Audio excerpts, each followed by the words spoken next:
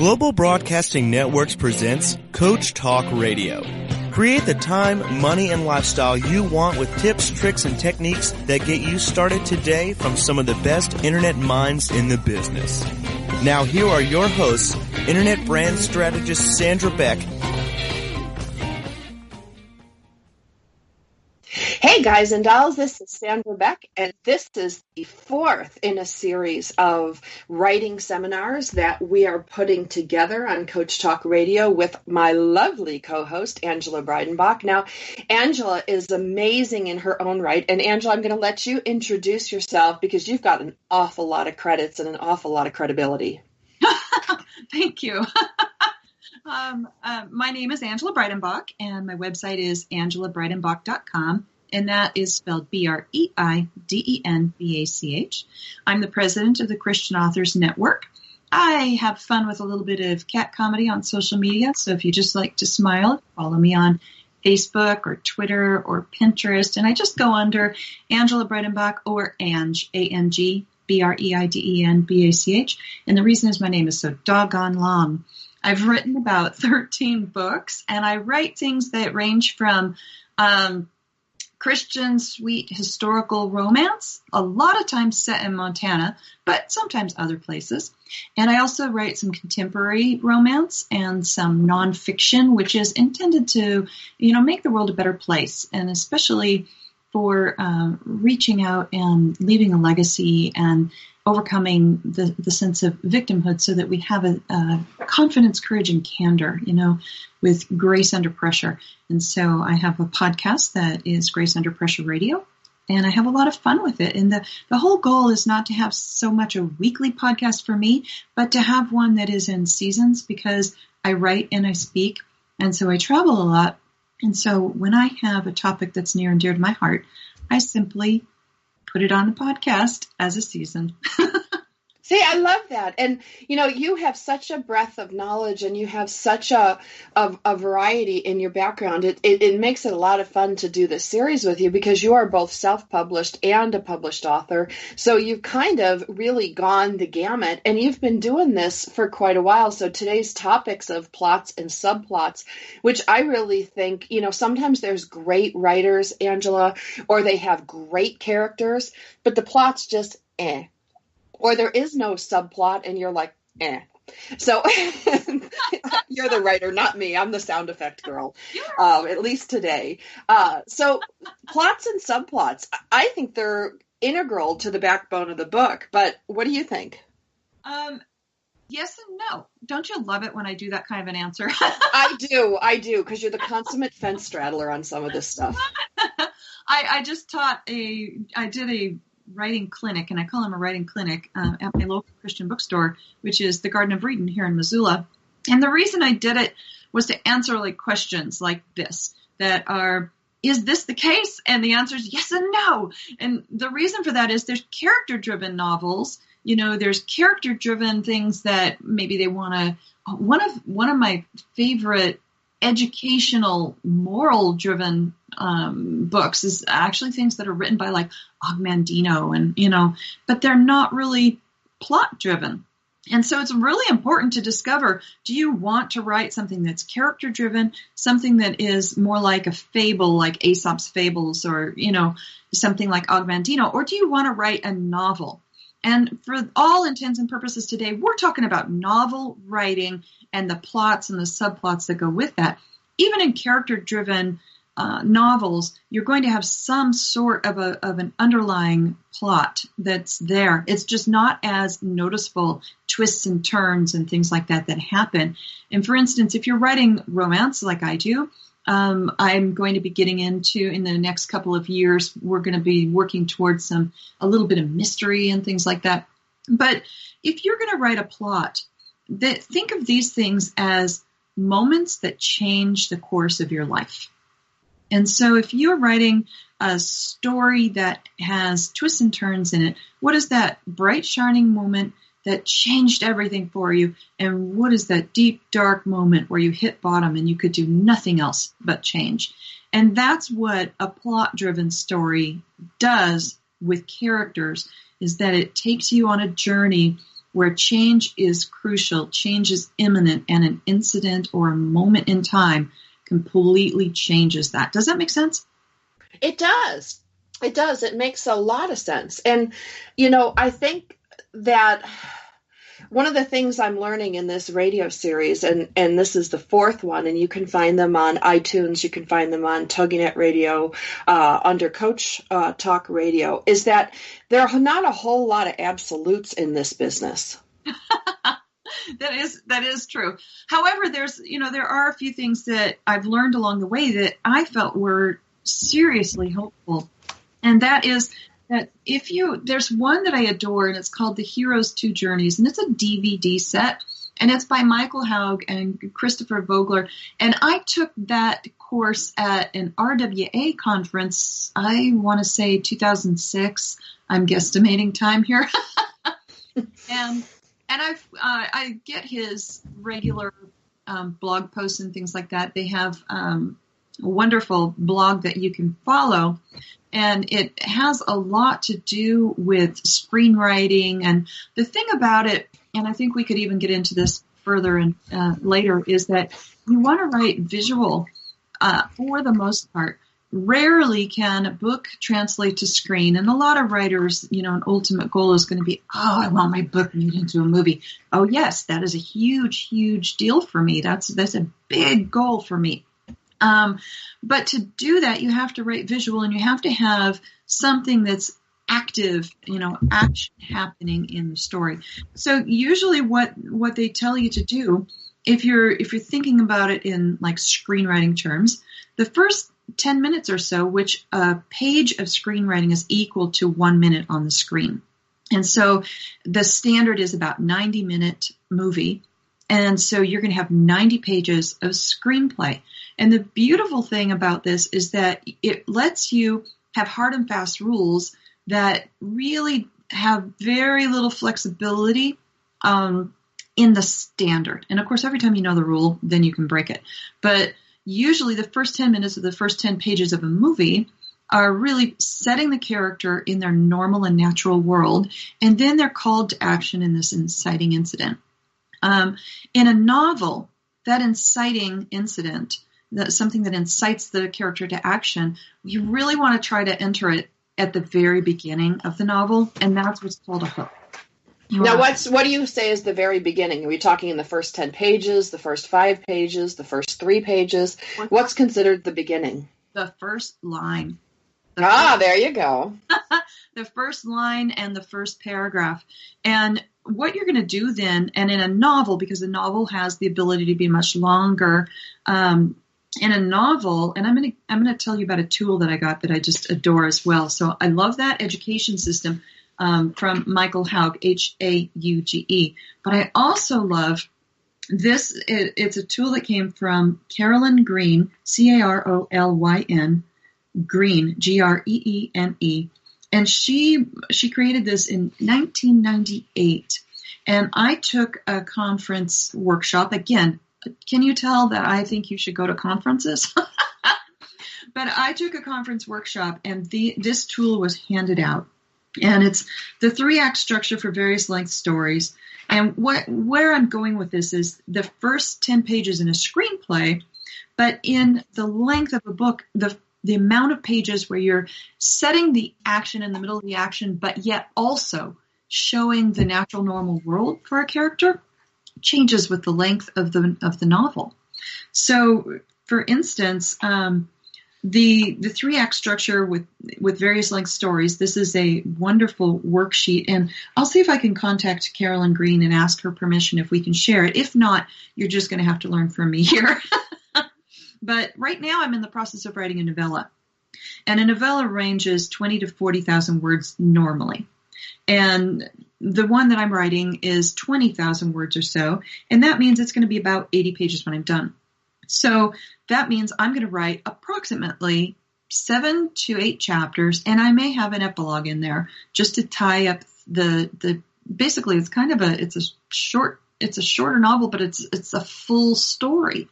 So I want to put it in a 3-act play, which would be Act 1, Act 2, Act 3, with chapters 1 and 2 as Act 1, chapters 3 and 4, 5 and 6 are Act 2, but then there's a little split in the middle of their first half, second half, like you would put the curtains down for a moment and come back. And then Act 3 is going to be 7 and 8, or also with your epilogue. And that would be for just a novella. Now, what if you're doing a long one? Then your opening, where it's the call to action in the normal world, and we're beginning to love and like these characters, and then we get called onto the journey, that's going to be your first 3 to 4 chapters. So it's really important to understand, where and why you are in this in your story. And the way that I learned that also was called the W plot. And the W plot is fantastic because it gives you an idea of highs and lows. And I think as we go into, your next segment in this particular episode, we can get a little bit deeper into those highs and lows. And I think it's crucial to understand how it works with protagonist and how it works with an antagonist. And sometimes when if I start to use words that are not commonly used in the language, stop me. Well, I get it. Protagonist is the good guy. Antagonist is the bad guy. What was the W thing you were talking about? The W? The W plot. And I learned this again at another writing conference in a workshop, and it took me a long time to figure it out. So then I took this class online. And it was really, truly a beautiful opportunity because what you can do is open up just a sheet of paper. This is something you want to draw versus do on a computer. But open up a notebook to like a sheet of paper and turn it landscape. And if it's even just a white sheet of paper or a big giant cardboard drawing, how you might draw an art on a, huge, I can't think of the word, but, a big what?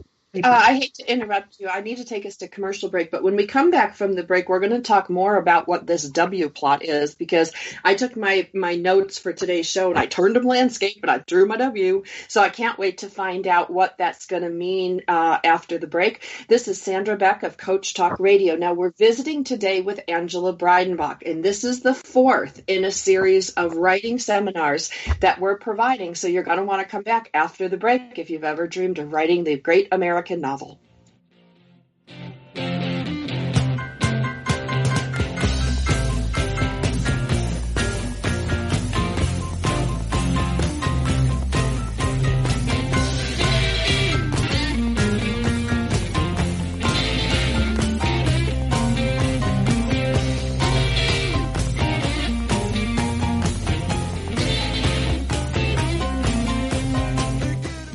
It's the Fitness Minute with fitness expert Annette Hammond. With classes starting soon, it's time to concentrate on sending our children to school, armed with nutrition and food that works for them and not against them. Starting their day off with a healthy breakfast gives them great advantages throughout the day.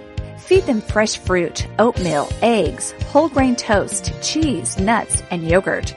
Forgo the sugary donuts, empty cereals, and Pop-Tarts. According to the American Dietetic Association, children who eat a healthy breakfast are more likely to meet daily nutrient requirements, concentrate better, have better problem-solving skills, have better hand-eye coordination, be more alert, be more creative, miss fewer days of school, and be more physically active. For the Fitness Minute, I'm Annette Hammond. To hear other fitness and weight loss tips, visit our website at AnnetteHammond.com. Got a lead foot? According to state troopers, here's what not to do when you get pulled over. Don't be a lachrymous and start crying right away. It doesn't help. But if you're under 20, crying won't be held against you. Don't ask for a break, and don't yell or start any argy-bargy. And one trooper said, if they're going to flirt with me to get out of a ticket, it would probably insult my intelligence. But unfortunately, I don't get hit on all that often. So flirting or being a gill flirt won't work. Did you know that 15% of all drivers get 76% of all traffic tickets? And the odds of winning if you challenge a traffic ticket in court are 1 in 3. So what should you do when you get pulled over for speeding? Be courteous to the officer, and most of all, be honest. It's words you never heard. I'm Carolyn Davidson, and you can have fun challenging your words you never heard vocabulary with my free app, Too Funny for Words.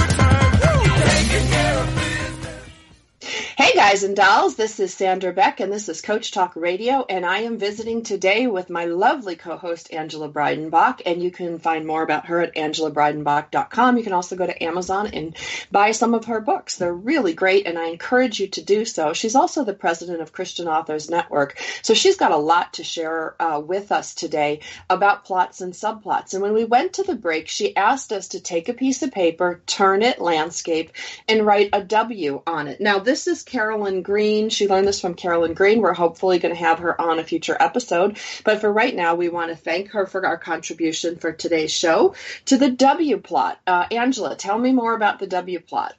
Well, this is the coolest thing ever. And it really helped me to visualize how a plot needs to work. And you can expand it or, contract it depending on what you need. So you start at the top of the W, and this is your entrance into the story.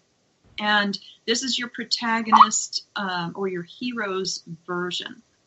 And what you want to do is make sure that you write in just one sentence or a couple of words what that entrance into the story is. What's your call to action? And then when you slide down the W to the very bottom point, that's a low point. And that is what changes everything in that person's world that forces them onto the journey. That's the next major plot point, right? You slide up to the tip of the middle of the W, and that is when things are going so great. You just know things are going to be wonderful for this character. They're going to get what they want. And then they take a nosedive down to the next part, and it doesn't happen. And it is like the black moment, the worst moment in the life of this character. And this is a plot point that turns it here where everything has to be given up, everything has to change, or all will fail. And then the end of the novel, of course, is you slide up and the protagonist or the hero wins, And then right after the tip of that top W, you have the last, say, 30 pages or 30% of the novel where you tie up all of the extra strands. So that is the W plot in just a nutshell. Now here's the key to the W plot. There is also the antagonist or the villain, and that is the opposing. It's like flipping the W upside down, and you have a capital M, correct? Okay, so the M plot is the villain, and the W plot is the protagonist. Right. And so what happens is the antagonist's moments of glory and moments of defeat are always at the exact opposite time as your protagonist or your hero. This is the simplest way to understand how to plot a novel. And the other thing is, now sometimes you have these really, really long sagas. Sagas are really well done in, I want to say, sci-fi and fantasy, and sometimes long historicals. Some great biblical fiction have been done in sagas. And something like one of my favorite authors, too, is Francine Rivers. And her popular biblical historical novel it's actually Redeeming Love, and it's based on the story of an Old Testament character who's Hosea and his very faithless wife who keeps leaving him and going back into the worship of the body and things like this. And so she sets this in a more recognizable time in history for us. And so the elements here are that she has taken this story and brought it into a more current historical time. And this wife just keeps, going back into prostitution and back into trouble. And what Francine Rivers did was she used her testimony, wrote it into historical fiction, and then used a biblical story to do that. So she has more than one W plot. It's a slide up, a slide down, a slide up, a slide down.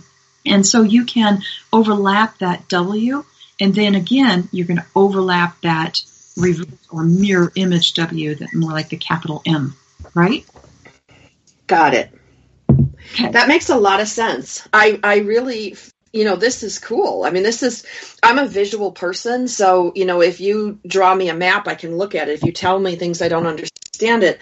But the W and the M, like, you totally get it. If I'm on a high and I'm the hero, I should be up at that point. But if my hero is at a low point, the villain has to be a high point. It's kind of like physics. Everything has an equal and opposite reaction, which really serves my nerdy little heart.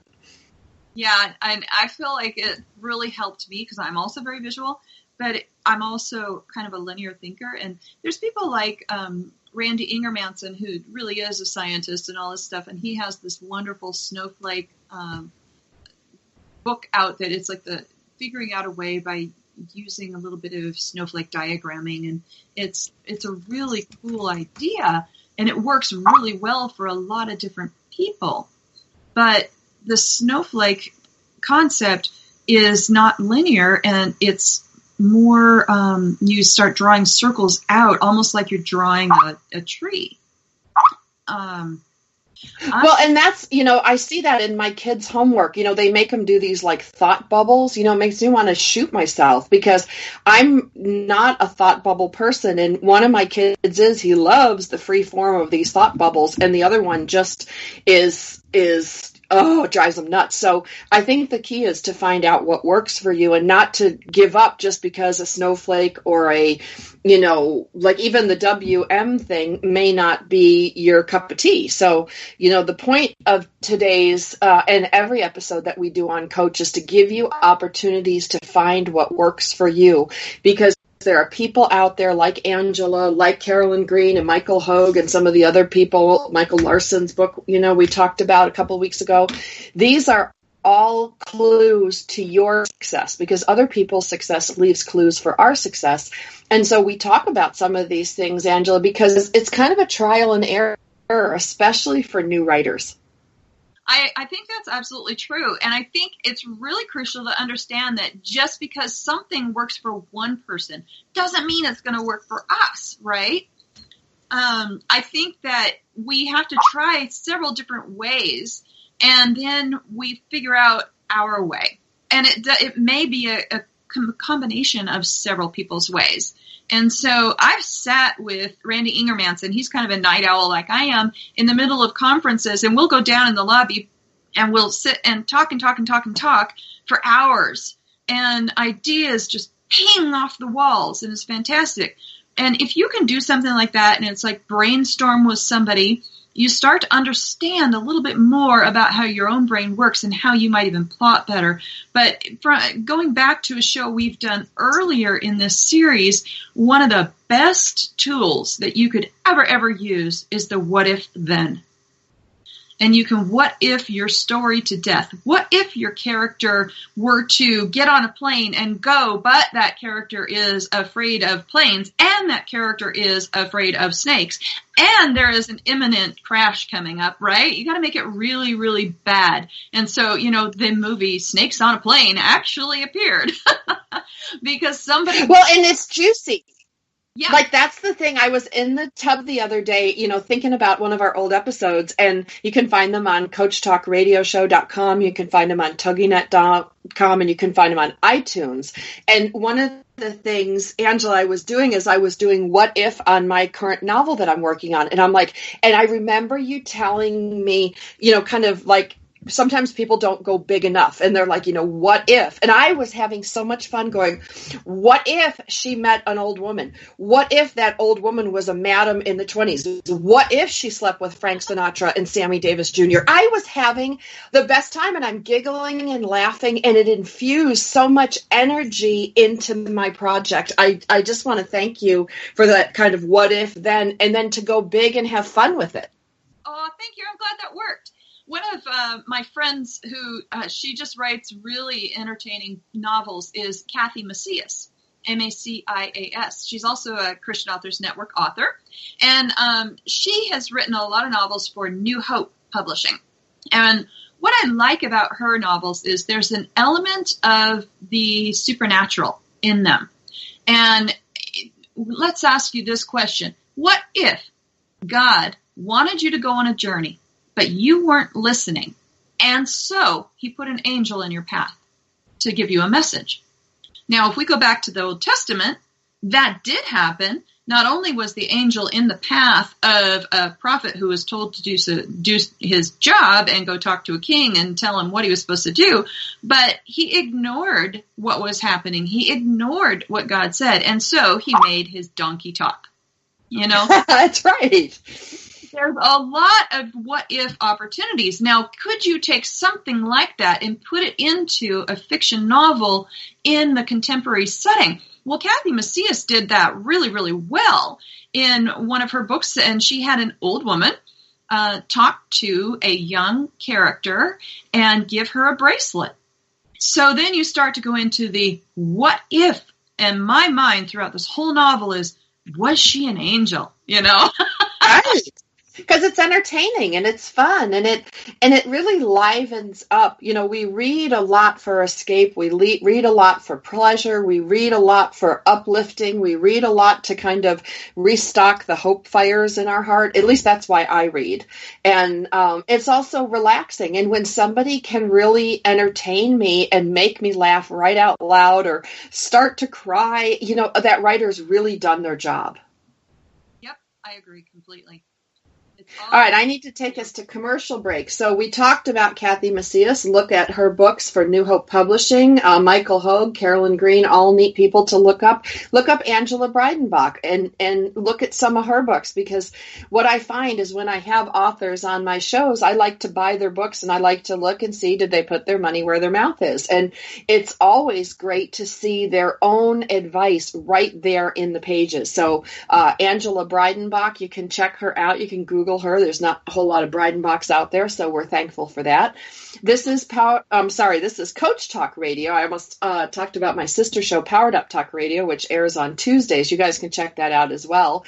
When we come back from the break, we're going to talk a little more about subplots and plots and, you know, kind of the emotional winning and losing of our characters. And I always have a hard time writing the black moment. So I really want to talk about that with Angela when we come back from the break.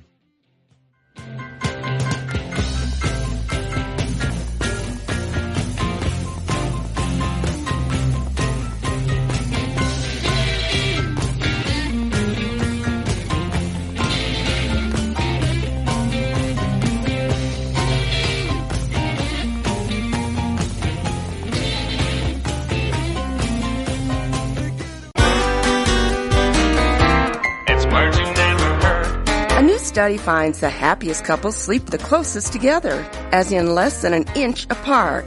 A survey of 1,000 couples found that 86% of those who kept such close perimeters reported they were satisfied with their relationship. Only 66% of couples who slept 30 inches apart or more reported being completely happy in their marriage. What's the word for getting up on the wrong side of the bed? Metutalipia. Another predictor of relationship happiness is touch. While 94% of couples who made physical contact throughout the night reported a happy relationship, just 68% of couples who kept their distance did the same. What's the word for the semi-conscious state between sleep and wakefulness? Hypnopompic. It's words you never heard. I'm Carolyn Davidson, and you can have fun challenging your words you never heard vocabulary with my free app, Too Funny for Words. It's the Fitness Minute with fitness expert Annette Hammond. Some think that dessert is a naughty word, but it doesn't have to be.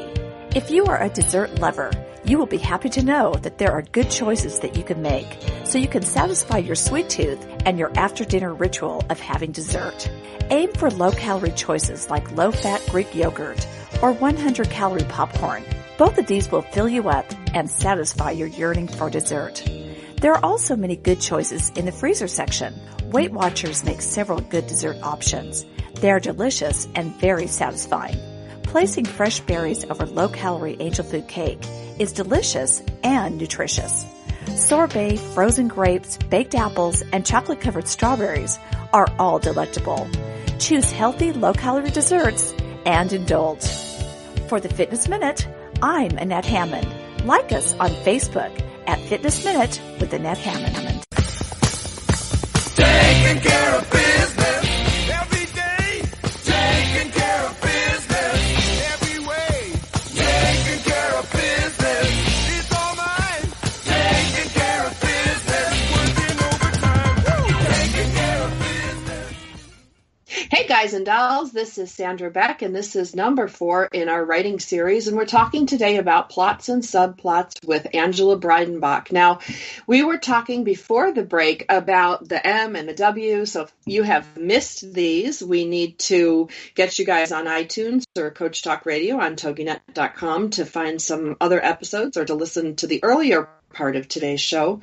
And now we're going to talk about this black moment, the dark moment. That's the hardest thing that I find to write, Angela, because all hope is lost. You know, it's just, and it's so hard to do that to these characters that I've fallen in love with, you know, that I've been spending all this time with while I write my story.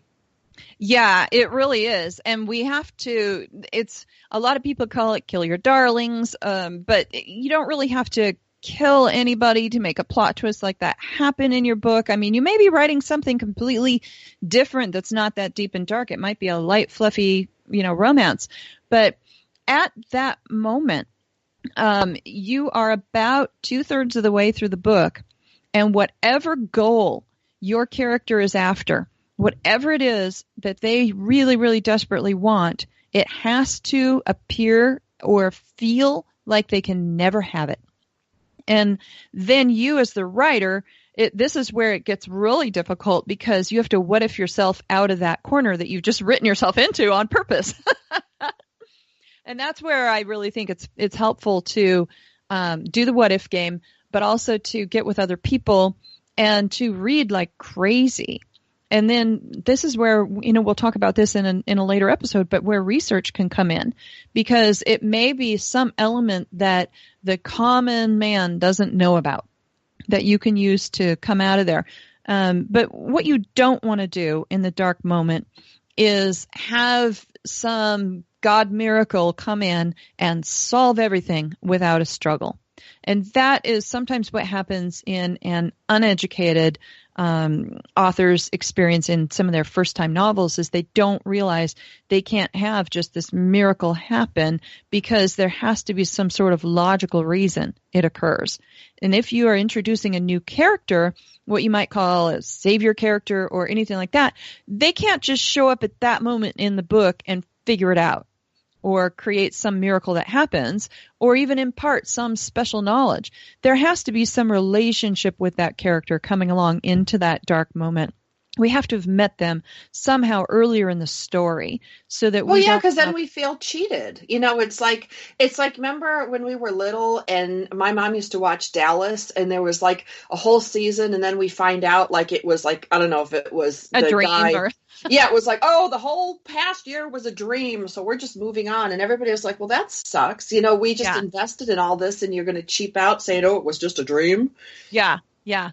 I would love to know if somebody has ever done a novel where, you know, you put people in an alternate dimension or something like that, and it's really kind of an interesting story. And we mentioned Stargate being one of my favorite like sci-fi fantasy shows and on TV and things like that. But they end up in like alternate dimensions and alternate worlds and things like this through a variety of different ways. But wouldn't it be cool, not just Alice in the Looking Glass, but honestly, to have, you could see if you could figure out a way to go through an entire book, and the dark moment is when they realize they've been looking in a mirror the whole time.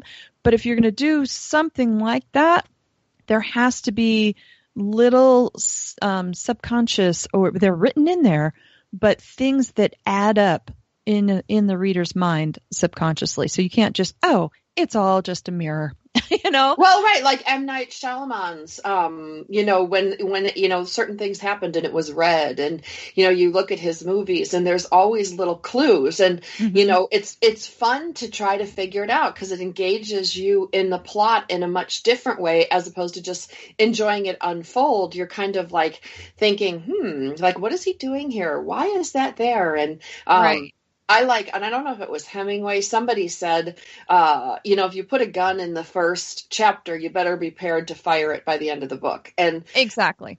I thought that was such a neat, you know, kind of a neat thing, but you can't fire a gun, you know, conversely, you can't fire a gun at the end of the book that was never in the book. Right. And never in the room and never in their hand. And so there's a lot of things that are really important to building up to that, not just the dark moment, but the way out of the dark moment. And I think that's something that a lot of people don't realize. And then that dark moment, again, is about 2/3 of the way through a novel. And so that's going to be a crucial thing to be aware of. But if you're writing a screenplay, it's going to be about 60 pages. That's where, that's going to happen if you're doing a regular 90-minute movie. And so being aware of where that's going to happen, this is where when we start plotting, one of the things I adore doing is skeleton plotting. And that's where I take the length of the book that I expect to make. And so let's say I'm going to do a 70 to 80,000 word long book, and that's going to be 280 to 320 pages. So let's just go with 300 pages, and let's go with 20 chapters. So if we're going to have a 300-page, 20-chapter book, then I can write 1 to 2 sentences at the head of each chapter that tells me where that chapter's going. Now, does this make me a plotter or a pantser? It's actually both. And for me, it's the best of both worlds because it gives me an idea where I'm going, but it doesn't make me write the words or tell exactly how that happens. And that allows me the freedom of play as an author, the freedom of creativity, and what if comes up that is better than the one I thought of. It gives me flexibility to change it out. And I've done that in A Healing Heart, which came out from Abingdon Press in The Quilts of Love. It was a contemporary romance, and I did that, and I realized as I had plotted out the book and as I'm writing it, I suddenly realized I did not have a segue from one chapter to the next. It would come out of the blue and have nothing there. By doing that, I could see where the plot hole was, and I could go back and add a chapter in. Does that make sense?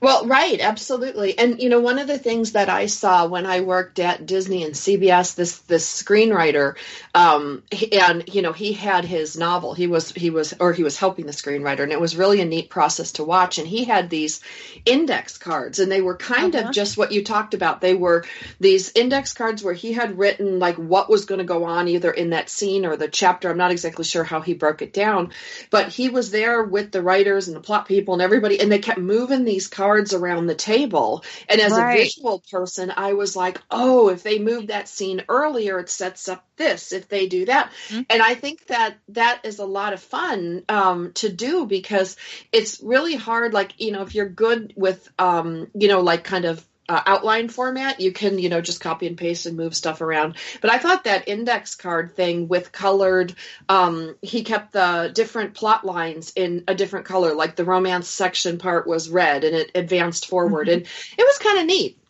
You just opened up exactly what we needed to go into. What a great segue. So you got your W plot, right? Yep. You can do this a couple different ways. Let's say you want to be able to work on it right on your desk, just a small thing right in front of you. You can use colored pencils to write in the different types of plot lines. The plot points, the changes that are going to happen. You can use different colored pencils for different characters so you see how many times they end up in the book, because if you have a subplot coming on and you're going to do a mini version of that greater W and then mirror W or the M plot, you're going to do a mini version of that for your subplot. But here's what you can do if you really want to get fancy with it, and I love doing this actually, is you can take a giant poster board, which is the word I was thinking of at the beginning of the show. And on that giant poster board, you can take different color sticky notes. And you can actually write the sentence or the plot point or the characters. Maybe there's a word or a phrase you need said that's crucial to the plot or crucial to solving the mystery. And you can move those, you can draw the big W and the big upside down W or M onto this giant poster board or even a whiteboard with markers. And then you can use those different color sticky notes and the words that are on them and move them around that plot so that you can kind of see where they're coming in at and how you might need to move them. And something else that's really helpful is to realize that your subplot, whatever it is, has to somehow mirror the greater plot or the characters of that greater plot. And if it doesn't, then it doesn't follow along with thematically with the book. Wow. I mean, that is amazing. So can you walk us through one of your plots? Oh my goodness. Let's see. Bitterroot Bride that came out in this last spring. It is a story of Emily Warren, and she is a notorious prostitute. And so we open with her regular world, and in her regular world, she is walking down the street to get to the bank, and people are not looking at her, ignoring her, except one man on a horse who's catcalling her because he knows who she is, even though she's dressed very respectably. And I know that what's going to happen is that within a few pages, we're going to learn that she's now widowed from a rich miner. Everybody wanted Miss Emmy's body, and now they want her money. So that's the opening, and that's her real world. And I know that you have to go to break, so I'll hold off on the rest of the plot for when we come back. I know, but it's so fascinating because, like, I could see the M, I could see the W. I got the concept of the different color Post-its. Mm-hmm. You know, do you make notes down first, or do you start right on the Post-its? And we've only got a couple minutes before break, but where does that fit in your writing process?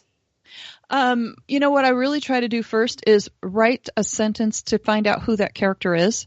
And once I find out who that character is, I ask what is the most thing that she wants or he wants, and what is the worst thing that could happen to him or her in order to stop them from getting what they want. And those become my major plot points, and all the rest leads up and then leads to the conclusion of that. Love that. All right, I need to take us to commercial break. This is Coach Talk Radio with Sandra Beck. This is our writing series on plots and subplots. We're visiting today with Angela Breidenbach. You can check her out at angelabreidenbach.com.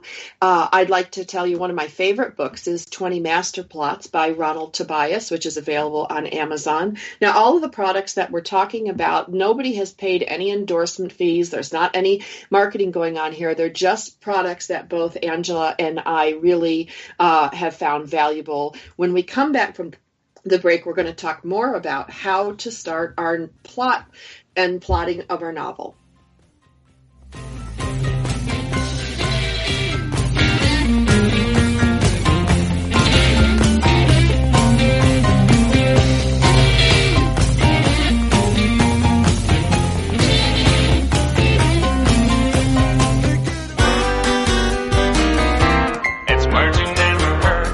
Here's some fun facts about noses and ears I'll bet you didn't know.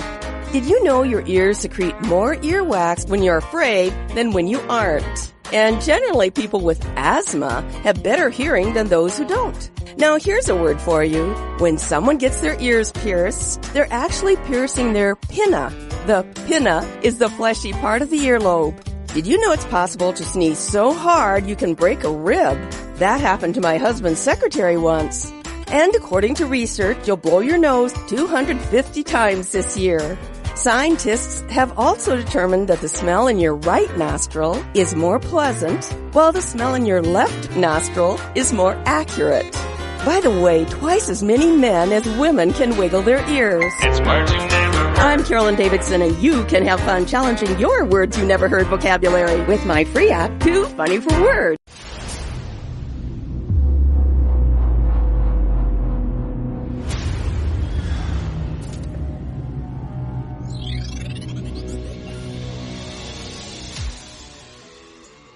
Howdy, folks, and welcome to News of the Odd. The notorious catching a bullet in your mouth magic trick has sent at least 15 magicians to their graves. It all started in the 1600s when a magician claiming to be capable of the feat was attacked and beaten to death by a spectator who suspected him of demonic allegiances.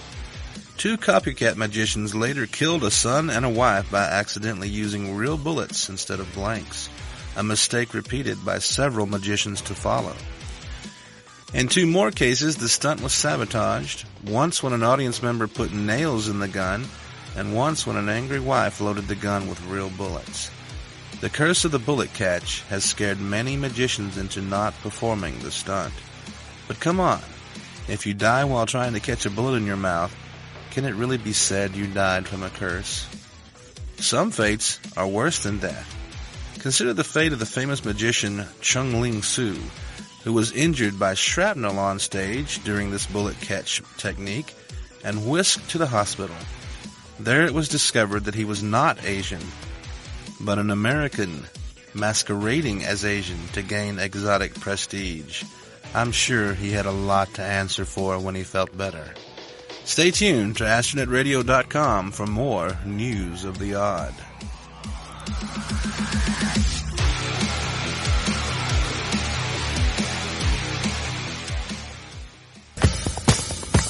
Taking care of business every day. Taking care of business every way. Taking care of business. It's all mine. Taking care of business. Working overtime. Woo! Taking care of business. Hey guys and dolls, this is Sandra Beck, and this is Coach Talk Radio, and this is the fourth in our writing series. And today we're talking about plots and master plots. And when we went to the break, Angela was talking to us a little bit about plot and how she plots things out. Now, what's the name of the book you're talking about so that anybody listening can get a copy and follow along?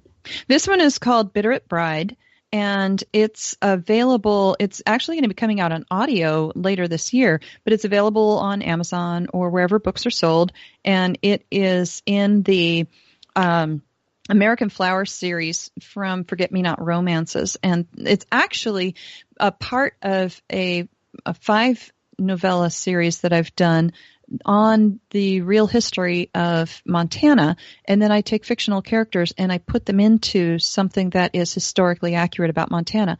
And in this case, it was about how Montana got the bitterroot flower. Well, now, figuring out how Montana got its bitterroot flower is not as fascinating when you're reading the really, really dry floral emblem club notes.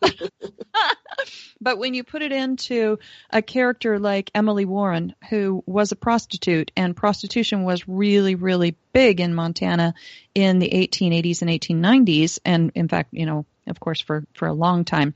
Our last, let's just say our last infamous house, actually continued in Helena until the 1960s or 70s. It was quite enthralling history for Montana. And so in this particular plot, I'm taking a character who probably could have existed and then putting her into the plot of how Montana got the bitterroot flower as our state flower. And what happens with Emily Warren is that she is beautiful, she's famous, she doesn't want to be famous for that reason. And so the very first word, the very first sentence in the book is infamous, period. That's it. That's the first sentence. And the point is to give you a sense of the heaviness of the load, that she carries. And it says she couldn't walk down a street in town without drawing attention, even fully clothed. Now, doesn't that kind of make you want to figure out what in the world is going on with this woman? But now what happens is we find out that she's a widow, and she's walking to the bank because she has been suddenly taken on as her husband's partner has suddenly tried to take over the entire business and take all of her money. Well, the money was a big thing for her, not because she wanted to be rich, but because she was trying to leave and start her life over where no one knew her. If she could start her life over, if she could hide all of those things from her past, she could be happy. Now, isn't that pretty universal to a lot of us? We want to get rid of those mistakes we made in our past. Well, what we find out is that in this plot, she meets Richard Lewis, a lawyer, who's going to help her save her business. And in this discussion, we find out the reason that she signed something that gave this guy total control was because she cannot read. And so she goes on a journey to learn how to read. And what she's learning to read is the newspaper, and then eventually the Bible and the dictionary and all these different things that this wonderful lawyer sees value in her, and he starts to give her the gift of really important books in her life. And as she starts to learn to read, she joins a club. And in that club are people that accept her for just who she is. And we find out a little bit about them because they're from past books in this series. And I call it the Montana Beginnings series, even though it's written for other publishers. As she learns how to read, she gets fascinated with the flora and fauna of Montana and joins this club where women allow her to be herself, but they invite her to church. And she doesn't feel worthy of walking into church. They're going to judge her. And so we go through this journey of finding respectability, finding a sense of acceptance in herself, and then the black moment comes along. Everything has been stolen, everything has been taken, and she's being ostracized by a certain element of the community, and she wants to run away. When that happens, she has to find a way to come to terms with it, and she has to find a way to move forward. But she could never fall in love, right? And then she does. And so it's different things like that we do with the plot twists and her whole goal of running away. And when everything is saved and she's able to get her business back and she's able to get her money back so that she can sell the business and run away, now she's faced with the fact that she's fallen in love with Richard Lewis. And she has to choose between a life that hides her past and allows her to go on with no one ever knowing that she was this infamous prostitute in a different city, in a different place, or stay where she is and be who she is and allow that change to be a part of her life. And she chooses to run. That's my black moment. So that is where Bitterroot Bride leaves off. I can't tell you the end of it because then you wouldn't want to buy the book. Right. I'm like, oh no, what happens? What did she do? So it's really fun for me to write plots like that take an element that is a universal interest, a universal feeling or emotion, and then put those into characters that are experiencing the real world. And so to me, that book is a very short way to see the W plot and how it works out. And a very short, and the antagonist is, of course, her dead husband's business partner.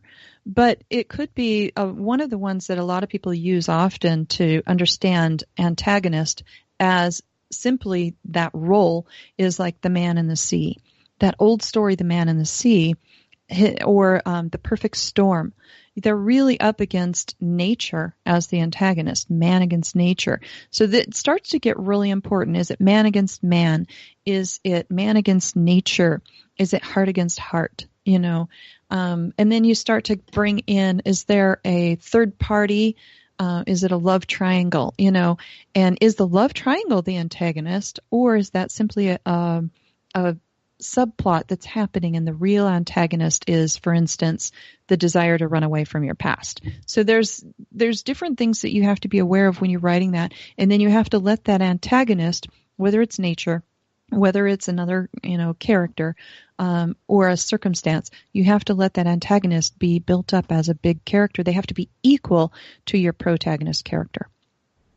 Right, that makes sense, because one of the things that I find, especially in romances that I really like, there's some that are like, when, somebody says a lie and then that breaks down their relationship. And, that to me is like cheaping out. But I like when the lie has reason behind it, or there's, something, nefarious at play. And then now it's the character has to battle her own trust. And, right.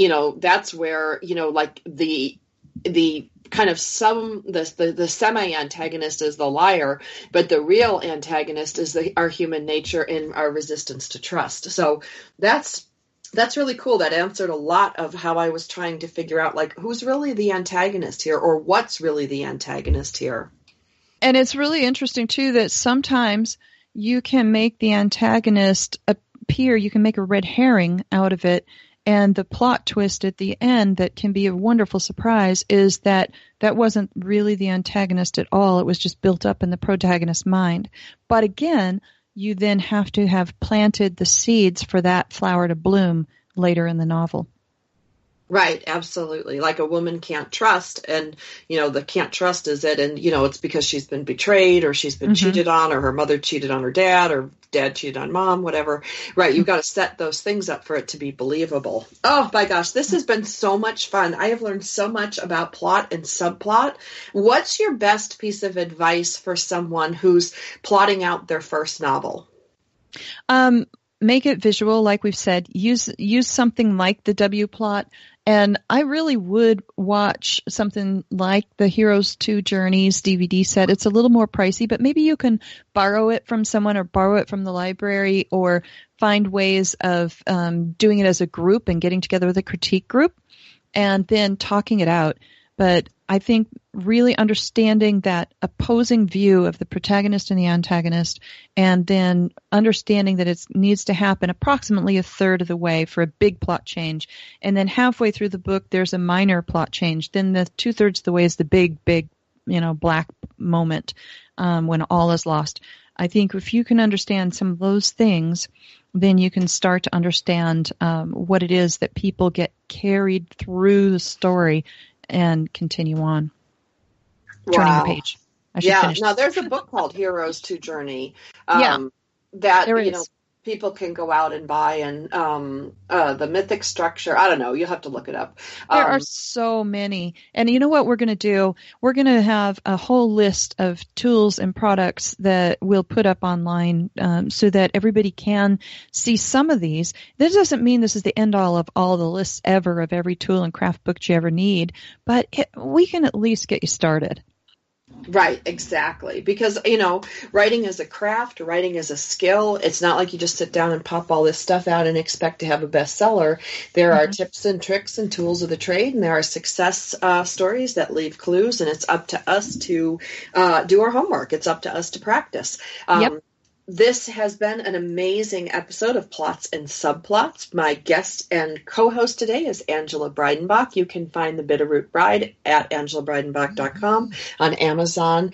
It's very exciting to take somebody's book after you've heard them and then see it actually in action, which is really exciting. Now, we're going to come back next week, and we're going to also visit with Kathy Ide, and we're going to talk about editing and proofreading. And I just heard everybody go, ew. Because it's so fun.